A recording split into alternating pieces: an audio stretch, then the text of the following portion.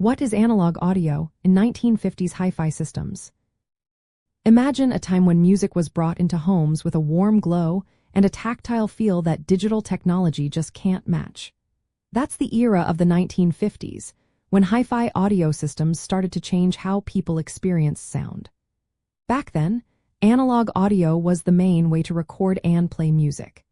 It meant capturing sound as continuous electrical signals that directly mirrored the original sound waves.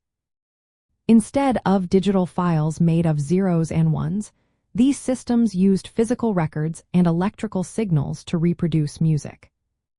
During this period, the most common way to listen to music was through vinyl records. These records spun at speeds of 33 and 1/3 revolutions per minute for long-playing albums, or 78 revolutions per minute for shellac discs. The records had grooves carved into their surfaces, which varied smoothly to encode the sound. A tiny needle called a stylus would sit in these grooves on a turntable, moving as the record spun. This movement converted the physical groove vibrations into electrical signals.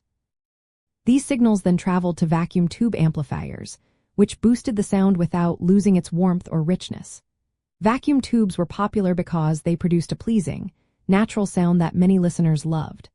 The amplified signals then went to large, often wooden or metal speakers. These speakers had separate parts called woofers for low sounds and horn tweeters for high sounds, allowing the system to produce a broad range of frequencies clearly. In addition to records, many systems included radio tuners, especially FM radios, which offered free broadcasts with better sound quality than AM radios. This combination of turntables, vacuum tube amplifiers, and large speakers created a complete home sound system that was both functional and beautiful. The idea of high fidelity, or high sound accuracy, became a key selling point during the 1950s. Manufacturers aimed to make systems that played music with minimal distortion, wide frequency response, and good dynamic range. This focus marked the start of what many call the golden age of hi-fi, just before stereo sound arrived in the late 1950s and early 1960s. People loved these systems because they offered a new level of realism and presence. Handling vinyl records, watching the glow of vacuum tubes, and listening to music with such clarity made the experience special. These analog systems were often seen as luxury items, reflecting the era's fascination with technological progress and craftsmanship.